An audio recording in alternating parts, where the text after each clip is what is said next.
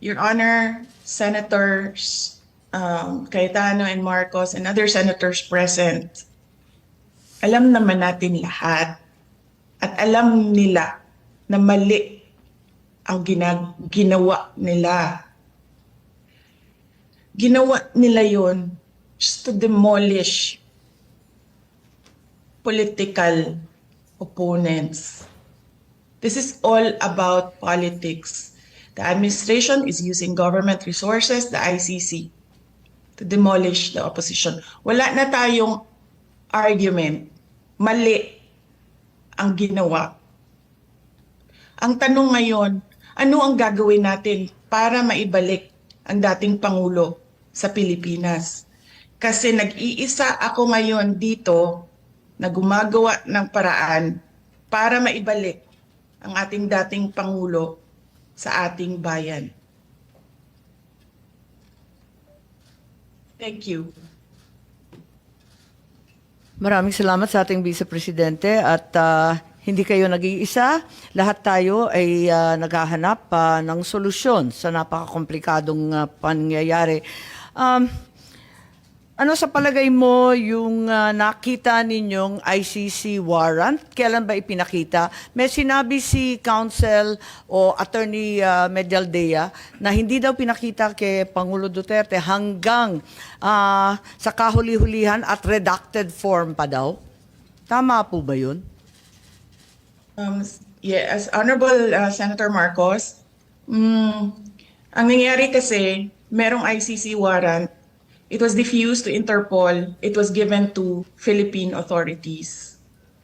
Hindi siya nagkaroon ng red notice. Kaya yung ibang bansa, hindi nila alam.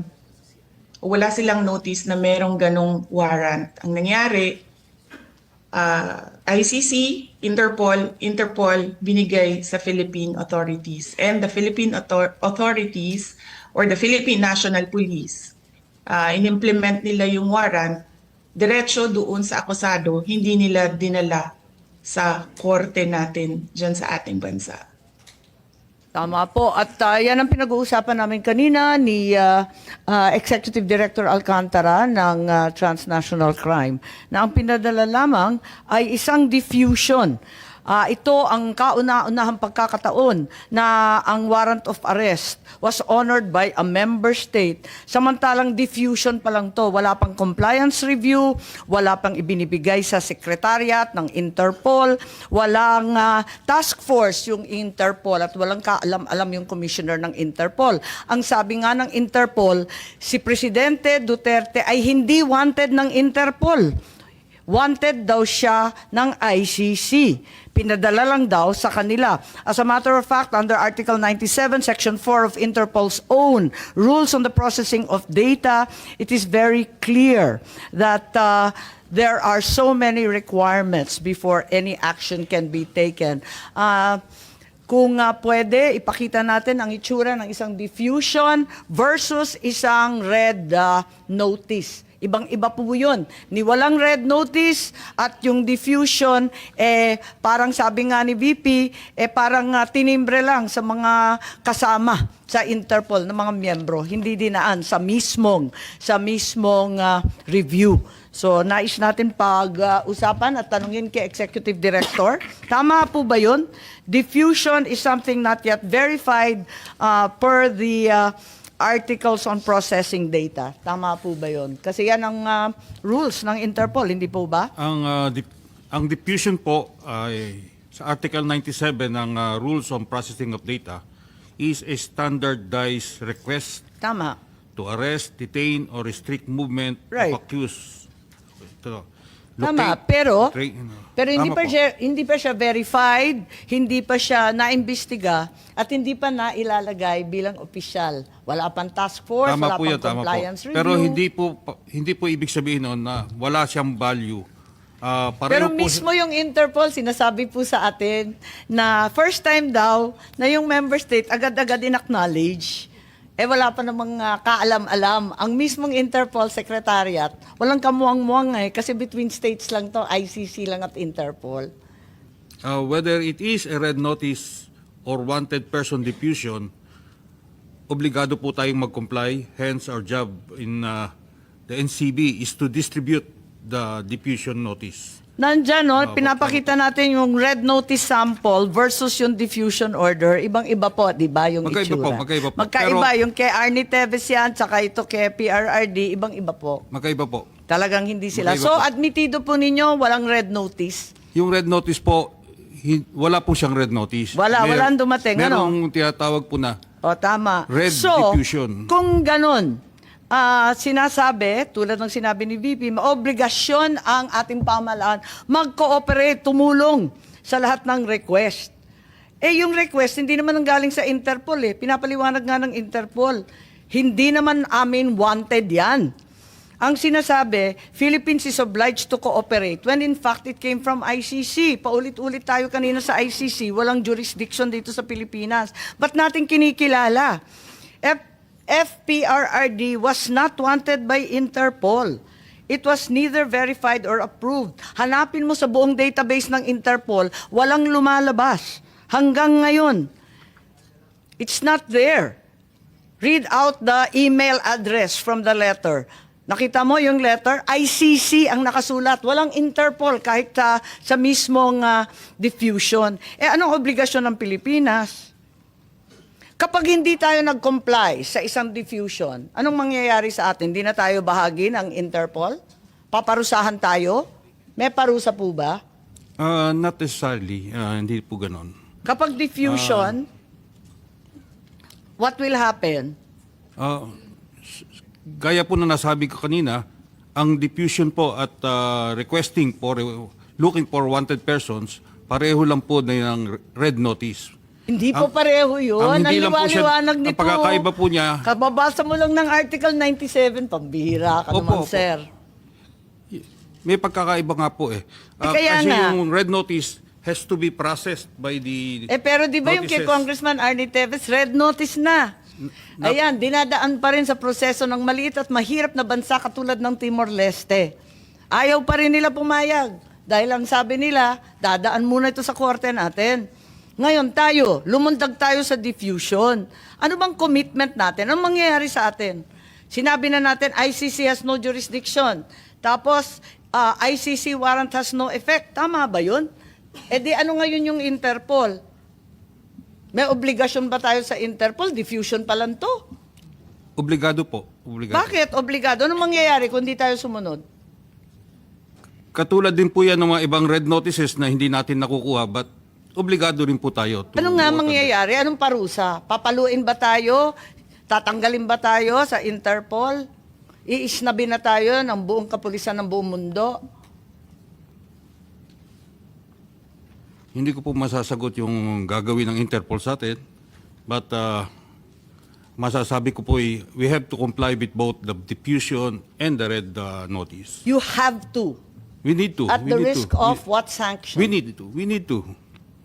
Ayan po yung kwan eh. We Okay. exert our maximum effort to comply with those requests. Nakakagulat lang po dahil kasi eto nga may obligasyon daw pero diffusion lang to at sabi ng Interpol first time daw nga nila na diffusion pa lang lumundag na at inaresto na kagad. Pero parang hindi naman to biglaan eh kasi General Marbil may memo kayo ng March 10, di po ba? May memo kayo sa kapulisan na mag-mobilize na agad-agad. Libo-libong pulis ang pinamobilize kahit hindi pa ninyo alam na may warrant. Sabi ninyo, hindi ninyo alam eh. Asan yung memo? Nariyan kanina, di ba? Aalala po ba ninyo yung memo na yan? But anyway, ma'am, Hindi. Yung memo, tama po ba yan o mali yung binigay sa amin? 10 po ang nakasulat na date. Tama po ba yan? ma'am, tama po yan, no? Madam Chair, no? Ang preparation namin, although sabi ko nga, narinig po namin na there will be possible na lumabas po yung warrant, based on sa mga dumadating na news, it's standard procedure po ng PNP na mag-prepare po in case that's a part of our planning process. po. Libo-libo ang minobilize na kapulisan, gumastos ang buong pamahalaan para lamang sa isang chismis galing sa Hong Kong. Sabi po ni Secretary John Vic na chismis lang naman ang umabot sa kanila. Hindi naman sila nakatanggap ng anumang katibayan eh. Ma'am, it's a standard, Madam Chair, it's a standard procedure ng Philippine National Police kay chismis. So, hindi, we have to prepare and plan kung ano pong mangyayaring eventualities po. 7,000 po, base sa chismis. Wala kayong No, alam. we don't have any record na 7,000. I believe Yun ang ito. pinagmalaki sa dyaryo. Hanggang dyaryo lang naman kami. Ma'am, wala po kami nilalabas ng ganong karaming tao. I guess it's more of pinapilaki. But I doubt with this number, ito lang po yung nilabas po namin tao. Okay. So, ilan ang minobilize ninyo kung sinasabi niyo labis-labis naman ang 7,000? Sa tingin ko, labis-labis. Isipin mo, chismis lang. Ma'am, based on the numbers, more or less, it's a total of 156. Yun lang po yung ano namin. But sabi ko nga doon, it's just a normal procedure. May po mga na- memo pa na sumunod dyan. Alam naman ninyo yun. Ito lang yung pinakauna. Madam Chair, I have to check po yung numbers ng tao natin. Bakit sinabi 7,000? Nagulat naman kami. Okay lang, pero mabalik dito sa ICC warrant, walang red notice at pati yung Timor-Leste, inisnab yung red notice, ang atin lang diffusion. Sa diffusion, ang liwaliwanag, kailangan extradition, kailangan in conformity with national laws. I think we've established that and without pounding it into the ground, can we ask now, ipakita muna natin ang video ni Secretary Remulla or yung transcript dun sa budget hearing. Asserted that a local court action was necessary in order to enforce an ICC warrant. You proceeded to take part in the serving of the warrant and arresting PRRD. Andito ba yung prosecutor natin? Ma'am, he had to attend to something very important in the office. That's why I was the one who So you volunteered to go confirm there. that even though there was no local court action, you went ahead with this anyway? Yes, ma'am. Yes, of course you can. Confirm. But ma'am, can we lessen our discussion on this because it's sub judice, ma'am. It's a subject of a habeas corpus case in the Supreme Court, which the children of the former President Duterte themselves filed. Yes, we're well aware of the consolidated cases. Was this warrant presented to PRRD at the time he was arrested? Kasi may katanungan, di ba? At may sinasabi si Attorney Medialdea na hindi daw pinakita sa Pangulo. Pwede bang may sumagot? Si General Torre, mukhang kabisado niya. Siya yung nasa video eh. Again, ma'am? Hindi, yung warrant nung natanggap ninyo yung warrant, naipakita ba yung ICC warrant sa Pangulo, kay Pangulo Duterte? Pinakita ba ninyo sa kanya?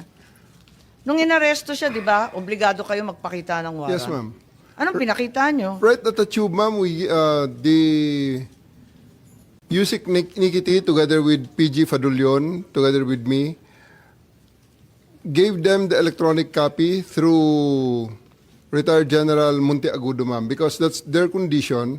They don't recognize the diffusion order. They really want to have a copy of the warrant. That's why soft copy was given to them on the tube. And a hard copy was printed and later on received by Attorney Delgra in the 250th wing, sir. 250th wing, ma'am. May pagkakataon ba si former president na basahin to? Kasi ang pagkaintindi, hindi. Tingnan natin muna yung video kasi mas maliwanag doon.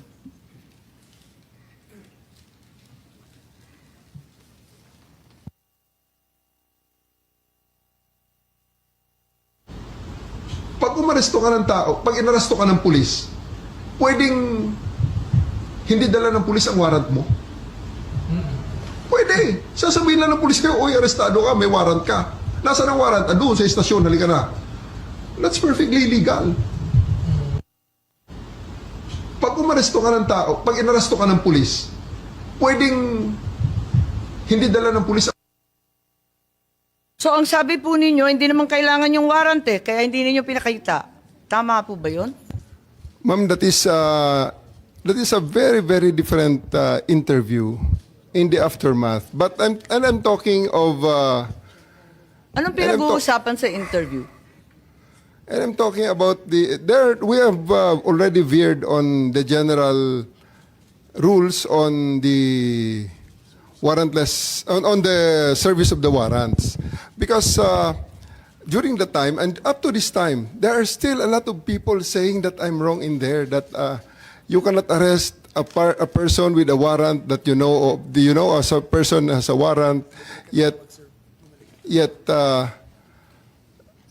you cannot serve it without the physical warrant. So, all the lawyers know here Diba ang ma'am, that sabi, I'm right there.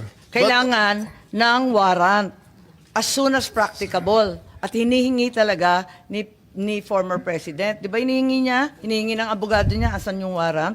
Tama, di ba? Hinihingi Yes, nila. ma'am. Anong pinakita nyo?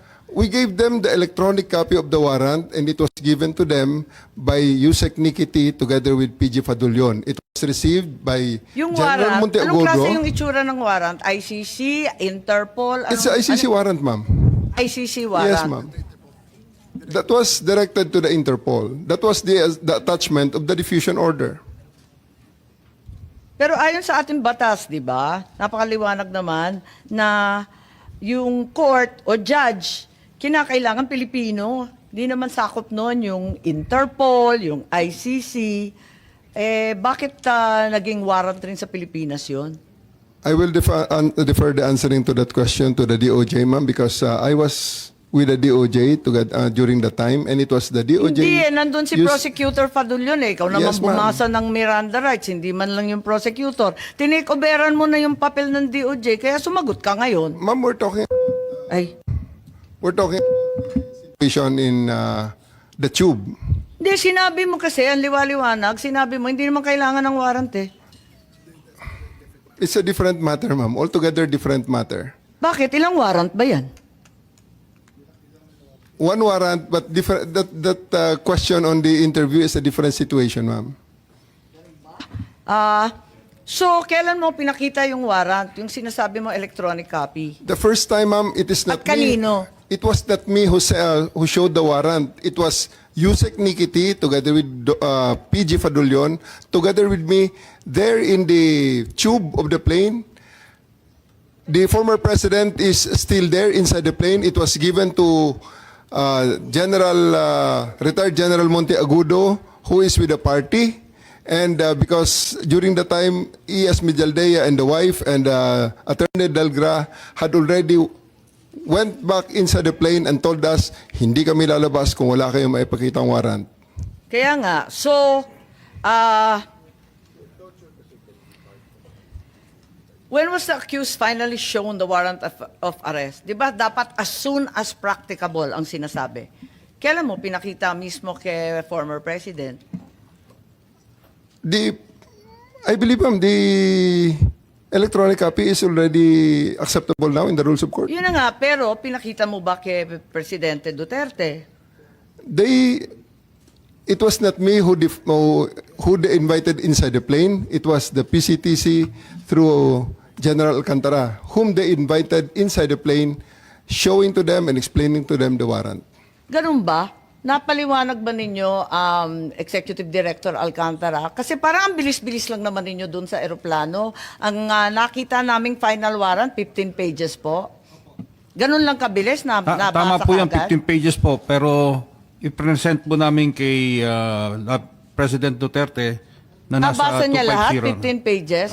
Ang bilis-bilis lang lumabas eh. Oh, hindi po niya nabasa yun. Hindi niya nabasa. Hindi niya. So, bakit Doon po namin present sa kanya sa... kaya nga, pero ba't hindi niyo pinagbigyan na basahin? Yung- Kasi karapatan talaga ng akusado at ng arestado yan, di ba? At that point in time, ang may kopya po ng warrant ay si General Alex Monteagudo. Nagbabapiring po sa telepono niya. Matagal pong mabuo dahil... Siyempre, nasa airport. Oo, Tapos nasa loob ng aeroplano. Sa madaling sabi, Kaya nga po nag-print kami ng hard copy. So pagdating po sa 250, doon na binigay sa kanila yung warrant. Madam Chair, just on the warrant. yes, Senator Cayetano, please go ahead. Just one insight on the warrant and just to bolster my point kanina na bakit General Marbil, General Torre, meron ba kayong hawak na ICC warrant of arrest at the time of his arrest?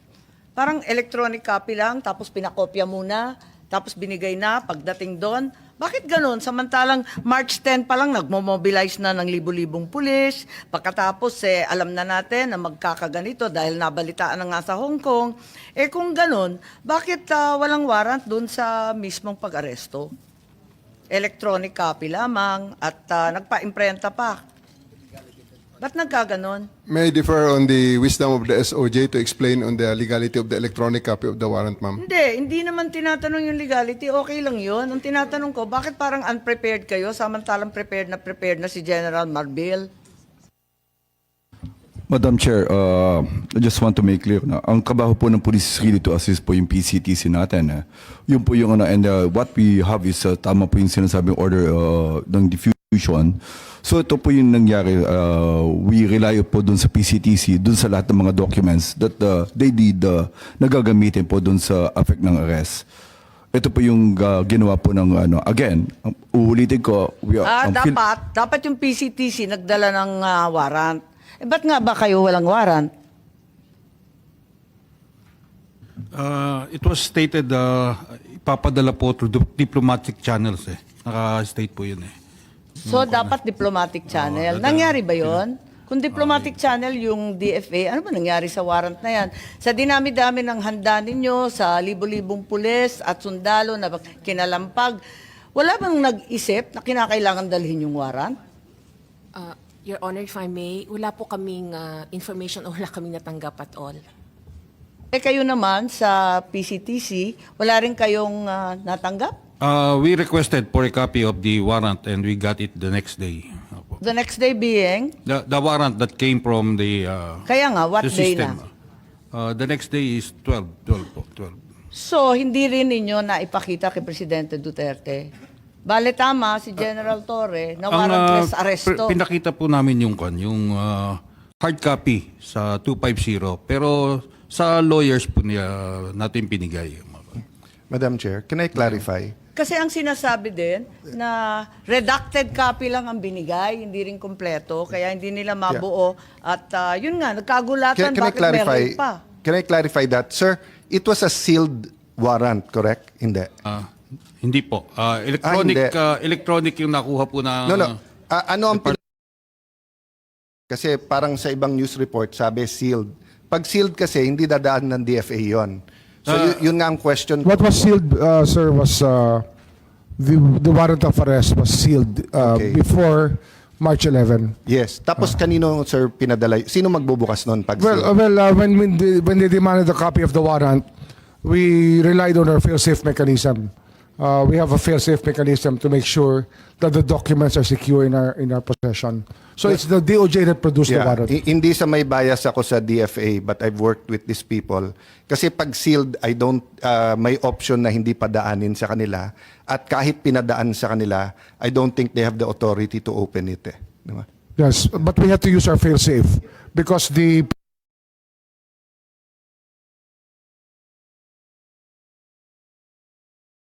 CTC could not produce the warrant, so we had to use our fail-safe. Yes. But once naman it's opened by the proper authority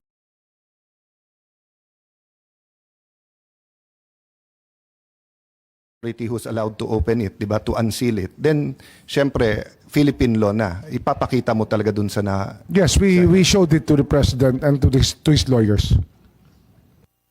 Teka, mapapaliwanag lang ako. Tell me candidly, at the time you apprehended PRRD, nung inaresto si former president, yung ICC warrant, nasa inyo na ba, General Torre? Yung totoo. Kasi you're under oath, alalahanin ko. Yes, ma'am. It is with us. It was already with you. Yes, ma'am. Electronic. Yes, ma'am. Electronic. Wala Yes, kayong ma'am. official copy? Electronic O walang copy, ma'am, hard given copy? electronic copy given to me by Yusek Nikiti of the DOJ, ma'am. Sa DOJ. Sa inyo, kasi parang nagtuturoan kayo, sabi ninyo, na dapat yung PCTC ang nagbigay. Pero wala kayong binigay. Sabi ninyo, dapat DFA. Nalilito po ako. Hindi po. Hindi po nagtuturoan. We had the copy of the warrant, not electronic copy of... Dinami-dami Yusek nang P. nag-aresto kay Presidente, walang nag-isip na kinakailangan bigyan ng kopya na hard copy, opisyal, at talagang... binigyan po namin sa Saan? Saan at 250 po, kailan? binigyan po namin. nung ma-print na po yung hard copy. Saan yun? Sa 250 po. Sa Villamor? Meron po, meron. Ano yung 250 po? Sa Villamor po, Villamor. Binigyan po siya ng kopya, hard copy po.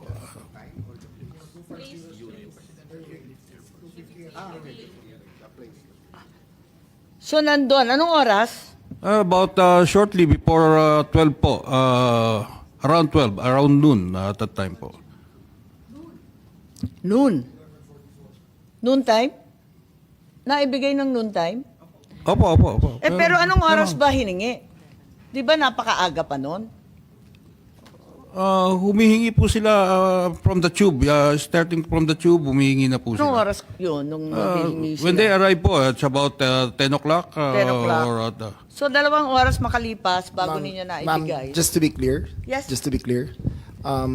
General Torre, maybe you can explain the process of serving the electronic copy, which constitutes a legal form of serving the warrant. Yes, ma'am. After they disembarked, as I have learned from General Torre, they asked that it be postponed, that they be brought first to, ano ba nangyari doon, General, pagkatapos doon?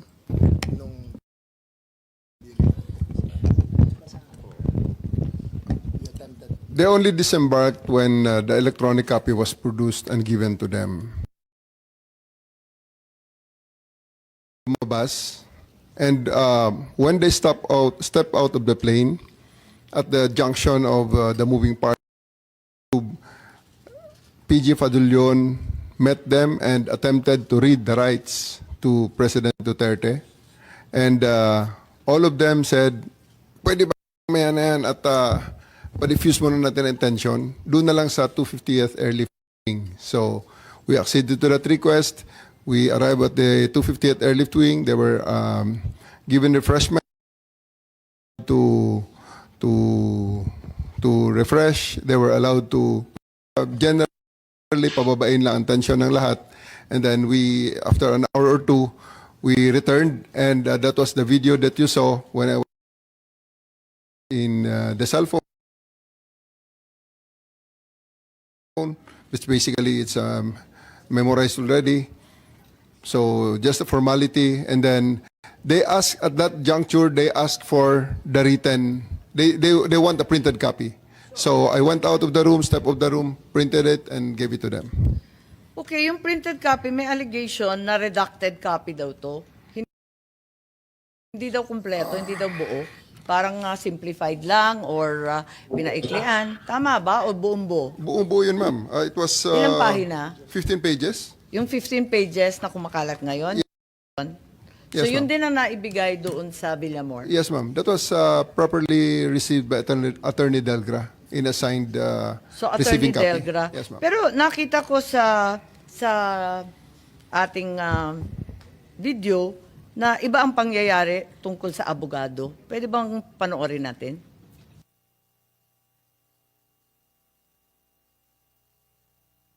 Kayo, kanina pa eh. Hindi naman lahat, ilan ang hinuli ngayong araw na to, sir? Sa iba-ibang mga krimen. Ilan ang binigyan ng ganitong... Kasi nandito kayo lahat eh. Yung isang tao. Ilan ang binigyan ng Nag-iisang tao, dami krimen sa labas. Nandito kayo. Sir, hindi kami Sir, ma'am, humingi ng please pabor. naman. Just invoke Article 59. Bakit hindi yan magawa-gawa? Attorney, you will be removed from That's precisely the point that I'm saying. That's precisely Please lang, bawal hawakan. Attorney, you will be removed Bawal from hawakan! Bawal hawakan. Tumayo ka na lang. Bawal The right to hawakan. counsel is something that has to be observed and Huwag respected. kayong umawak. Kaya na kayong pakialam sa kanila. Kasi nga, Huwag mo ano yung lawyer. Bawal. Huwag na tayo Nag-uusap pa kami. Huwag mo hawakan yung lawyer. Huwag mo hawakan. Nag-uusap pa kami. Hawakan. Huwag mo hawakan. Huwag ba? Nag-uusap pa kami. Attorney, please Huwag stand. mo hawakan. Is this what you want? Is this what you want, Mr. President? Huwag mo hawakan. Time lang eh. Time. Kayo mga Huwag mo hawakan yung nanay ko! Ang ina mo! Kayo mga sundalo, tanungin ko kayo, anong kasalanan ko? Okay, dito sa video nakikita na si General Torre hinihila yung abogado. Standard procedure po ba ito ng Madam Chair? PNP? bakit mo kinakaladkad yung abogado? Hindi ba karapatan ng isang akusado, arestado na magkaroon ng abogado? Bakit ayaw ninyong palapitin yung abogado? Gabi na ho yun, ma'am. That's already the time that I'm forcing everyone to board the plane. I'm already forcing the former president to board the plane, ma'am. Tapos na yung napakarami ng optics sa kanilang ginawa dyan, ma'am. And Interesting use po of force. You were forcing them. Yes, So you ma'am. admit you forced them. You I used have violence. to. I have to because they won't go with us voluntarily, ma'am. So I have tried all the lahat ng pakiusap ay Naku, ginawa na General namin buong naman, sa araw. dinami-dami ng pulis, ang tanda-tanda na, may sakit pa. Sa palagay mo, masisindak pa yun o kaya bang lumaban nun? In fairness to the president, ma'am, after I handcuffed E.S. Mijaldea and told Attorney Delgado that he's the next one to be handcuffed and boarded on the bus, the former president actually acceded and said, "Sige na, alis na tayo." And you saw that on video. Kuya, It was nakita namin, Romy. di ba, hinihila mo yung upuan. Hindi ba dapat, talagang General Torre, kailangan makinig ka doon sa sinasabi ng abogado? Di ba karapatan nun? I have already arrested, I even arrested E.S. Mijaldea, ma'am, for obstruction of justice and placed handcuffs on him. That was already the last parts because masyado ng gabi, aabutin na kami ng umaga. Then it's Ilang already oras na, unreasonable. 2 oras pa lang, ikalalanding lang ng Hong Kong ng alas 10, alas 12 12 hours. pa lang to. 12 hours, ma'am. Kaya nga, anong oras to? Kasi Mga sabi 7 mo o'clock na- kanina, 10 o'clock Mga 8 o'clock yan, dumating. ma'am. Yung kay Delgra. O, anong oras na Mga yun? 8 o'clock yan, ma'am. Sa umaga na yan? Gabi. 7 o'clock, 8 o'clock ng gabi na yan, ma'am. 8 Si a.m. Delgra. Ay, 8 p.m. Gano'ng katagal na yon? 10 hours, ma'am. 9 hours. Naka 9 to 10 hours na. So, sa palagay mo, si former president had sufficient chance to challenge na the validity of the arrest. So, sinasabi ninyo na 9 to 10 hours na yan. Kasi nakuha niya yung warrant nung alas 12 mahigit. Hating gabi lampas, ano? Tapos, Tanghali, ma'am. Tanghali, ma'am. Niya nakuha ang okay. warrant. Tapos, tumagal pa sila ng ilang oras. Ng 11 hours, sinasabi po ninyo. Yes, ma'am. They attended to serve the warrant when they disembarked. They asked that it be deferred until they reached 250. Upon reaching 250, they asked for some refreshments and they cooled down. Upon being more calm and after conferring with their lawyers, the warrant of arrest was served in toto, in full, and their rights were read. So sa tingin ninyo, itong 9 to 10 hours sapat na para sa isang pangkaraniwang tao na makakuha ng sariling abogado, tapos i-check yung kanyang warrant, pagkatapos mag-draft, mag-file ng maayos na petisyon ng habeas corpus. Ganun ba yun? Ma'am, you must. I think the record showed that there were 3 lawyers with him in conference with him during the entire time. Attorney Delgra. Paano Attorney makakapag-file yun? Gabing-gabi na, hindi naman court hours. They had filed a case of a TRO with the Supreme Court. They tried their legal remedy. It was duly recorded and there was no TRO given by the court, ma'am. So, ma'am, just to be clear, they had their chance to seek legal remedy as shown by the actions of their lawyers by approaching the Supreme Court. So, there was no due process denied, ma'am.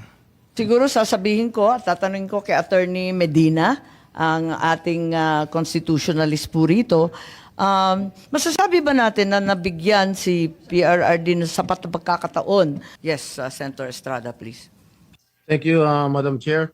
Let it be known that I am not protecting or I am not defending anyone, much less the former president of the Republic of the Philippines, President Duterte, since I am an ally of this administration led by President Bongbong Marcos, and at the same time a friend of Vice President Inday Sara Duterte.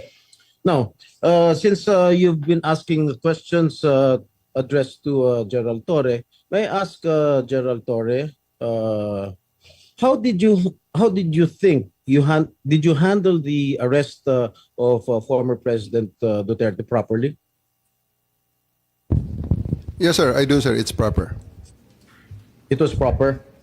But when I saw the video, it was really, for me as a citizen of this country, it was really unbelievable. It was a very, very big disappointment. Because I can relate, General. Because when we were arrested, way back 2001, together with my father, the same thing happened. All right, we were in the wee hours of the morning. We were the policemen barged in our hospital room at the Veterans Memorial Hospital.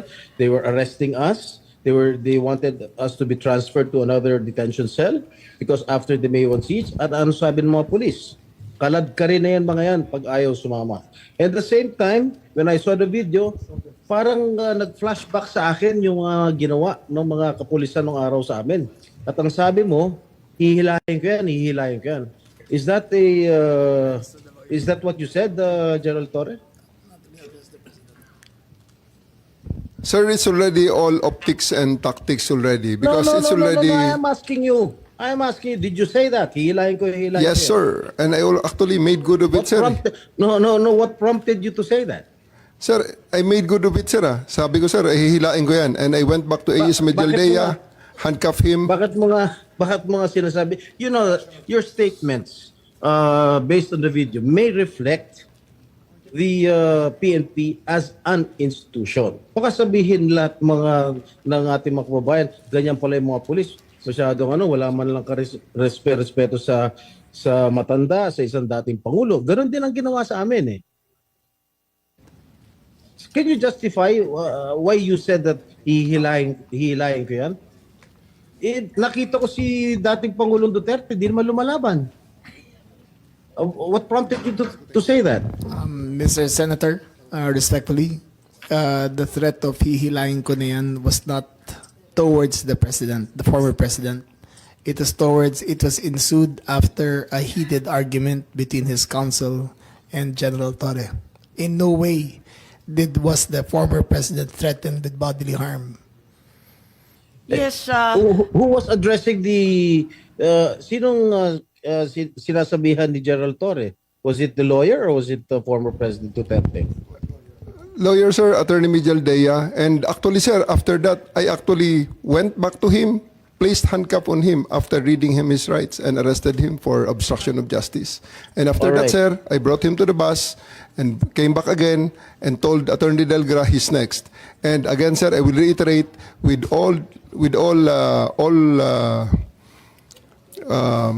all credits goes to the former president because after he saw that I'm already very, very serious in bringing him into the plane, he said, okay, let's go. And I told Romy, the PSG, to just escort him and he went voluntarily to the bus that brought him to the plane.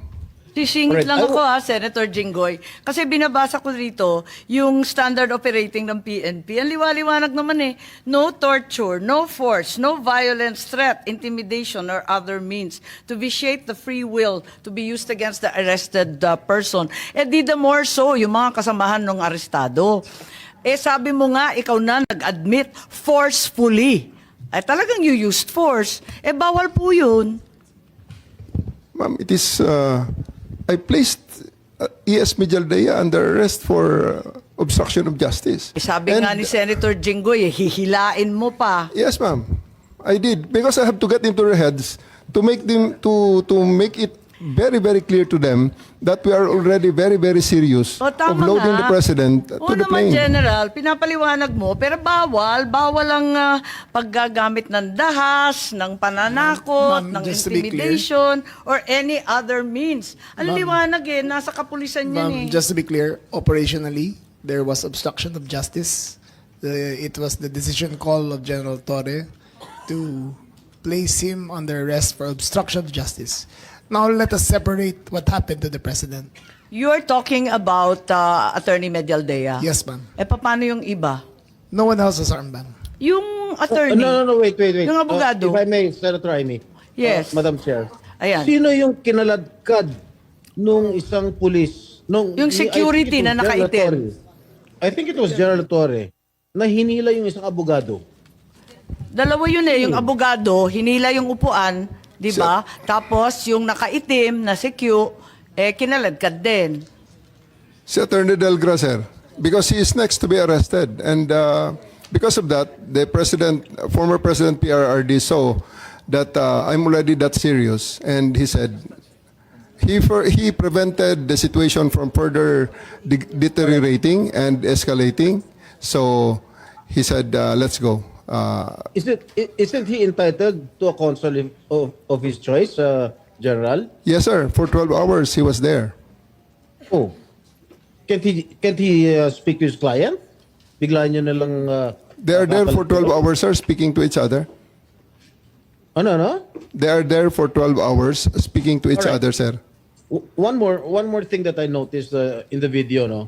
Ang sabi ni PRRD, papasukin niyo yung anak ko. Abogada siya. At ang sinabi mo, hindi ko siya papapasukin. Why not, Gerald Torre?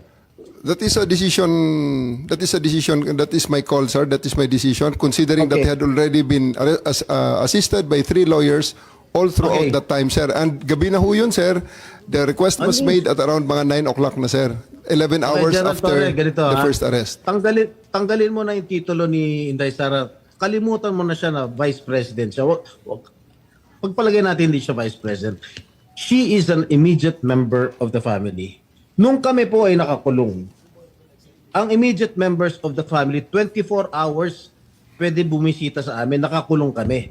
Eh ito hindi pa nakakulong. Anak ito. Bakit hindi niyo pinapasok? Maliban doon, is this not a violation of RA 7438 that requires that you guarantee access to an attorney in addition to the immediate family?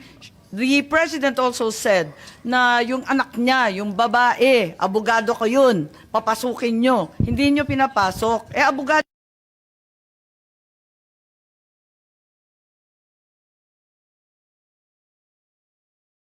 yun eh. Actually, sir, Exactly. first to answer the question of Senator Estrada, sir. I have told the President that they can visit him at his detention facility because at this time the order of the day is to load him into a plane. So that's what we endeavored to do, and that's what happened, sir. Ano niya bibisitahin yung tatay niya sa Netherlands? Hindi naman dito tinray eh. Hindi naman dito kinasuhan eh. Sa ibang bansa eh. Oh, bakit hindi niyo man lang binigyan ng kortesiya yung anak na isang abogada na magkukonsulta? Katulad nga na sinabi ko kanina, yung mga nakakulong nga, 24 hours pwede bumisita ang immediate members of the family. Bakit ito hindi pa nakakulong, hindi niyo pinapasok yung anak? Our mission at that time, sir, is to deliver him to the My God. body Kahit who issued the ano warrant, mangyari, sir. Nasa batas yan. Nasa batas yan, General. Immediate members of the family, lawyers, priests, etc., etc. I should know. Nanggaling ako dyan. Tapos ito, hindi naman nakakulong. Again, I am not defending President Duterte. I'm just explaining the rights of an accused. Because naging akusado rin ako. And I don't want that to happen to anybody else. Dapat naman nagbigay kayo ng konting kortesiya o respeto man lang sa mga dating presidente dahil naranasan namin yan. Nung kinulong po yung tatay ko, ganun din. Kawalang respeto ang mga pulis sa amin. Porket nawala na ba kami sa kapangyarihan, ganun na lang. Eh matanong ko naman sa iyo, General, wag naman po sana mangyari, God forbid, sa pag sinapit ng ni President, pag sumapit ng ganitong sitwasyon si Presidente Marcos, gagawin mo rin ba yon sa kanya? I hope not. Ang liwanag po ng batas, kung ma-follow up ko lang si Senator Jinggoy, tama po siya. Hindi lang yung immediate family, medical doctor, pare or religious minister, any national non-government organization, ang CHR, International Non-Government, accredited by the Office of the President. Lahat yan may access, pero pinagbawalan ninyo. On 2 counts, immediate family na, abogado pa niya. Bakit ganun? Ma'am, I think that's sub judice. I think we should be wary of many of the things we are mentioning Bakit here. po naging sub judice yun? Ito kasi, ano ho yan, habeas corpus po ang petition. So everything about the arrest will be asked by the Supreme Court. Kanina pa natin kung pwede ho. pinag-uusapan yung aresto. Pero ano ho I think that we're just passing, parang lumalampas na po tayo sa boundary. Senator Jinggoy po. Ang sinasabi ko lang, the manner on how the former president was arrested, because ayoko naman mangyari sa darating na panahon na magkakaroon naman tayo ng ganyan. Sana makapagbigay lang ng korting kortesiya man lang, nakausapin yung mga abogado, pero nakausapin yung mga member ng immediate family niya, sana naman binigyan niya ng pagkakataon. Kaso mo, nung nakiusap si dating Pangulong Duterte na papasukin yung kanyang anak na abogada. Tanggalin mo na hindi siya, na vice presidente siya.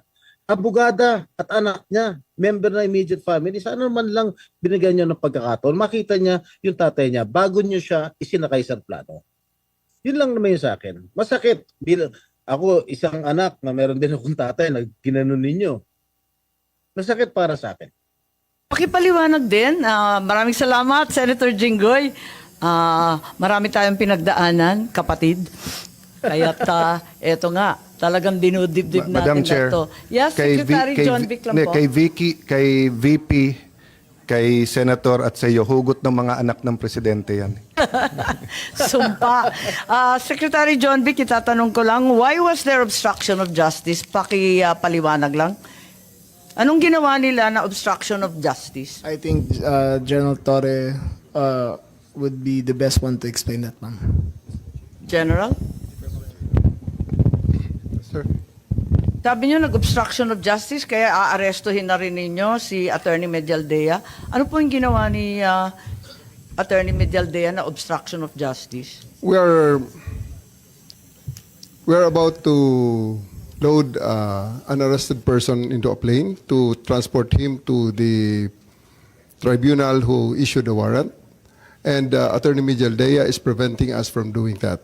He shouted at us and intimidated us, including the president intimidating me. Alam ko malaking tao si Attorney Medialdea, pero hinarang ba kayo? Tinulak ba kayo? Wala namang ginawa eh. Hindi naman He did, nadadaan ma'am. sa salita yung obstruction eh. He did, ma'am. So I do believe that under that circumstances, I have to arrest him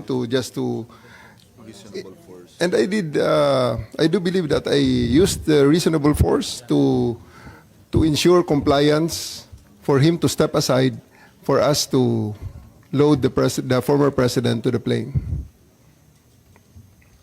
So yun lang yung obstruction dahil nagsisigawan yung mag-asawa. He is preventing us from doing our job of loading the former president to the plane. Hinarang ba kayo? Yes, ma'am. Anong ginawa? Hindi Nakikita namin naman sa video makita eh. Ang Nakikita nakita naman sa ko video. lang, pinipilit ninyo iposas, hindi magkasya yung posas. Yes, that's one thing, ma'am.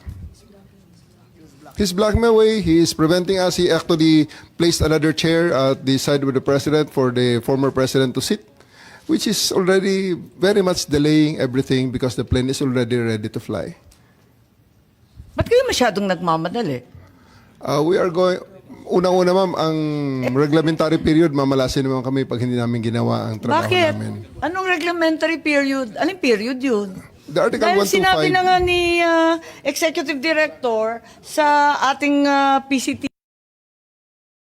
Solution lang naman yun eh. Wala nga commitment pinag-usapan doon.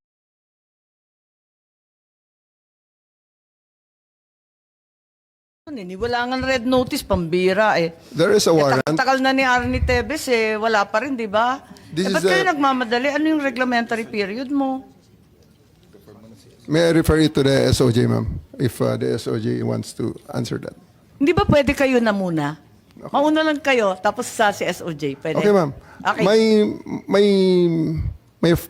My main processes during the time is that I have implemented a warrant, and it is therefore the person is already arrested by virtue of a legal warrant, And Article 125 comes into play of the revised penal code, which is entitled Delivery of Persons Legally Arrested to the Proper Judicial Authority. And I do believe at this point the judicial authority will be the ICC. Therefore, I have to abide with that Article 125 of the So revised penal inaamin code. mo warrantless arresto. Kasi yung Article 125 ng RPC does not apply kung may warrant. So inaamin mo walang warrant. At the many stages, ma'am, all the many other, Hindi, among make other up your laws. mind, General Torre. Warrantless arrest ba to o may warrant? Kasi ang liwanag naman ng Article 125 ng revised penal I do code. believe that I have a warrant at this time. I just don't want to be... Hindi walang reglementary period. Mamili ka. Kapag warrantless arrest, edi may period. Kapag may warrant, walang period. Just the same, ma'am, I have to deliver Hindi him to the pareho judicial yun, proper authority. kapatid. Hindi magkapareho yun. The reglementary period only comes into play when there's a warrantless arrest in accordance with Article 125 of the Revised Penal Code. Di po ba? At saka may kinalaman yun sa delivery of the accused and arrested. Di po ba? And I'm being cautioned by the DOJ, ma'am, that it may be sub judice already to discuss that because of the habeas corpus pending in the Supreme Court, ma'am. Pati ba naman ng Revised Penal Code, naging executive session. Pambihirang buhay ito. Okay. Senator